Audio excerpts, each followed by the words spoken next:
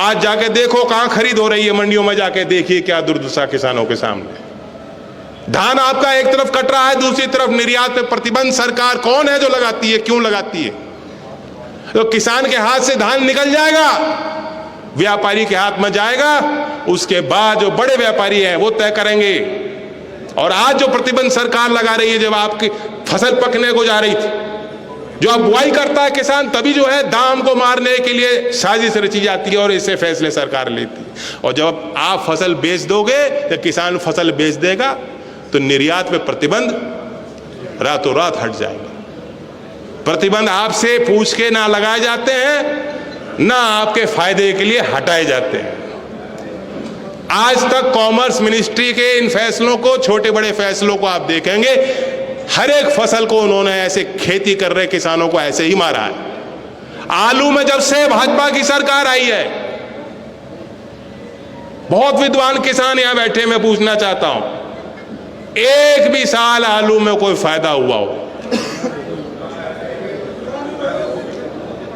जिस फसल में जब कहां जाओ, कोई आपको लगता है कि या तो उत्पादन अच्छा हो रहा है या हमें दाम बढ़िया मिल सकता है, वही सरकार फैसले ऐसे लेती है कि चौपट हो जाए। और इसलिए है क्यों ये सरकार जानती है किसान को कमजोर रखो, किसान को शक्तिशाली बना दोगे तो हमारे हिंदू मुस्लिम झगड़े और जाति और इन सब की बातें जो हम करके कामयाबी हासिल कर लेते हैं, हमारी राजनीति सस्ती हो जाएगी, कमजोर हो जाएगी। किसान शक्तिशाली हो जाएगा तो अपने जमीन के भाव सही उचित मांगेगा। औने पौने भावों पे हम उनकी जमीन नहीं हत्या पाएंगे। नोएडा से लेके इस पूरे क्षेत्र में आपने देखा, भूमि अधिग्रहण कानून पुराने को बदलवाने में और नए को बनाने में, वो भी खास चुनाव था। उनके सामने जो लड़े और हारे वो भी खास नेता रहे, लेकिन राजा महेंद्र प्रताप एज इंडिपेंडेंट वहां सांसद बने। इतना बड़ा प्रेम उनके लिए पूरे क्षेत्र में है और हम लोग चाहते हैं कि उनकी उस लेगेसी को आगे बढ़ाया जाए। मैं इस मौके पे ये भी बताना चाहूंगा कि भाईचारा जिंदाबाद, भाईचारा सम्मेलन हम क्यों कर रहे हैं, क्या आवश्यकता पड़ी है ऐसे समय पे जब आपने देखा है पॉलिटिकल पार्टी सिर्फ और सिर्फ चुनाव पे केंद्रित रखती हैं। एक बुजुर्ग आए थे, मैं उनकी भावना में, मई गांव के थे, उन्होंने मुझे सुझाव दिया, बिल्कुल सही सुझाव। उन्होंने कहा कि अपने हमारे संगठन को बूथ तक पहुंचाना है, आप हिदायत दीजिए, हम लोग हैं बूथ में, हम लोग खड़े होंगे। उनकी भावना सही है। एक तरफ पार्टियां पन्ना प्रमुख बनाती हैं, आज जिसके हाथ में देश की बागडोर आपने दी है और उत्तर प्रदेश में शासन की जिम्मेदारी आपने दी है, कितनी बड़ी बड़ी समस्या है उत्तर प्रदेश की जनता के सामने। बिजली महंगी है, व्यापक बेरोजगारी है, जो आर्थिक गतिविधियां उत्तर प्रदेश में, जो संभावना उत्तर प्रदेश के लिए हैं बढ़ाने की, वो नहीं बढ़ पा रहे। लखनऊ में समिट करते हैं, कुछ करार दिखाते हैं, बताते हैं 33 लाख करोड़ का करार कर दिया, 33 लाख करोड़ का निवेश होगा, वाह भाई लूट लेते हैं। और आम आदमी सोचता है कि हमारे यहाँ तो कारखाना कोई खुला नहीं, ना हमें कोई बाहर से कोई पैसा आता दिख रहा, ना कोई नए रोजगार के साधन दिख रहे। संविदा कर्मचारी समय समय पर हड़ताल करते रहते हैं, अलग अलग विभाग में मांग करते हैं कि हमें पक्की नौकरी मिले। इस सब के बीच ये लोग इन मुद्दों पे ध्यान ना देकर, आपने देखा है अगर कहीं बैठक करते हैं तो उनकी सिर्फ संगठन की बैठक होती है या चुनाव के समय रैलियां होती हैं। इससे पहले मैंने समझा कभी कि देश के प्रधानमंत्री के पास इतना समय हो सकता है कि दिन और रात प्रचार और प्रचार और प्रचार। कोई छोटा सा उद्घाटन हो जो पहले शायद कोई पार्षद या विधायक या गांव का प्रधान ही पंचायत का वो ही जाके कर देता था, आज प्रधानमंत्री चूकते नहीं है। उनकी होर्डिंग भी लगेंगी, उनको धन्यवाद भी किया जाएगा, जताया भी जाएगा जनता को कि संभव नहीं होता अगर प्रधानमंत्री ना होता। ये मुमकिन इसलिए है क्योंकि आए हैं। दिन और रात उद्घाटन करना और भाषण देना, ये कोई मेहनत है, सरकारी तंत्र का पूरा दुरुपयोग है।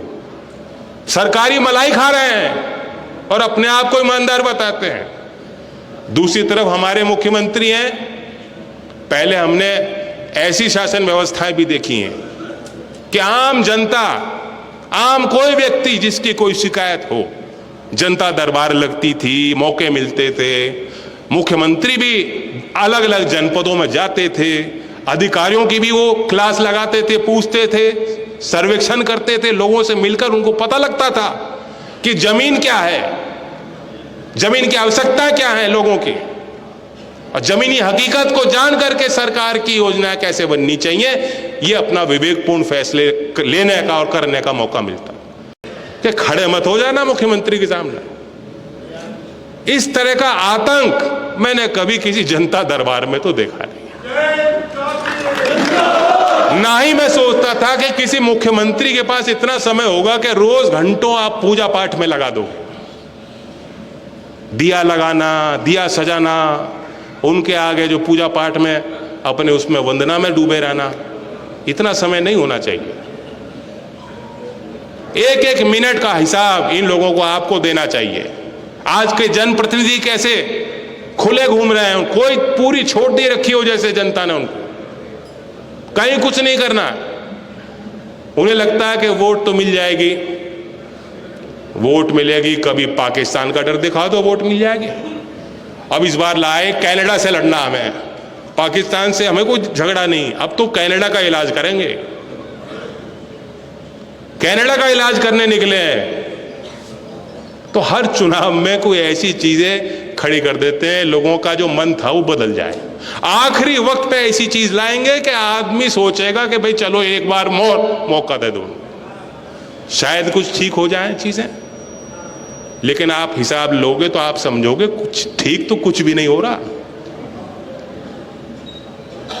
भाईचारा का नारा लेके भाईचारा के कार्यक्रम हम इसलिए कर रहे हैं, बिल्कुल ठीक क्या कहा त्यागी जी ने, जो बुद्धिजीवी है, जो भला चाहता है, जो जानता है कि भेदभाव की राजनीति, भेदभाव की रणनीति देश के लिए कभी कामयाब नहीं हो सकती, ये देश नहीं बढ़ सकता आगे, जानता है देश का मूल स्वभाव नहीं है, मूल चरित्र ये नहीं है। झगड़ा फसाद कौन चाहता है? झगड़े के नाम पे कौन लोग वहां जुटते हैं? कौन लड़ना चाहता है? कौन लड़ाई चाहता है? कोई नहीं चाहता। सब लोग चाहते हैं हमारे क्षेत्र का काम हो, विकास हो, तभी लोकतंत्र मजबूत होगा। लेकिन जब चीजें होती हैं तो वो जो बुद्धिजीवी है, जो अच्छे लोग हैं, वो कभी कभी अपना किवाड़ बंद करके घर में रह जाते हैं। अभी अलग अलग बन रही, क्यों बन रही हैं? कि जहां जातीयता की भावना को उभार कर इनकी राजनीति हो तो वो वह करेंगे, जहां धार्मिक मतभेद बनाकर इनकी राजनीति में इनको कामयाबी मिलती हो तो वहां हिंदुओं को डर दिखाएंगे, कहीं मुसलमानों को डर दिखाएंगे। और जहां अपने आप को साबित करना हो कि हम तो बहुत सेक्युलर हैं, हम उस फ्रिंज एलिमेंट के साथ छोटी गंदी राजनीति हम लोग नहीं करते, तो कहते हैं हम तो पसमानदा मुसलमानों के हक में हम बोल रहे हैं। तो इन बातों को भी पहचान कर इन चीजों से बचना होगा। जातियां मिट जाएंगी एक दिन। चौधरी चरण सिंह जी भी करते थे, जाति तोड़ो सम्मेलन उनके समय होते। कौमी एकता सम्मेलन चौधरी अजीत सिंह जी ने आयोजित किया। आज भाईचारा सम्मेलन हम लोग कर रहे हैं। मेरा मानना है जातियां तो मिट ही जाएंगी एक ना एक दिन, लेकिन किसान तब भी होगा।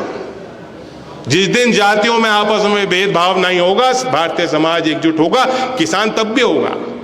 तो इसलिए हमारी जिम्मेदारी बनती है, लोकदल में कभी भी किसी जाति के नाम पे ना हमने कार्यक्रम किया, ना ही करेंगे, ना संगठन बनाया, ना ही संगठन बनाएंगे। हम वर्ग की बात कर सकते हैं। जो व्यक्ति जिस काम से जुड़ा हुआ है, वो कामगार है, उसकी बात होनी चाहिए। उसे संगठन की जरूरत है, उसे संगठन बनाना चाहिए, संगठन को मजबूत करना चाहिए।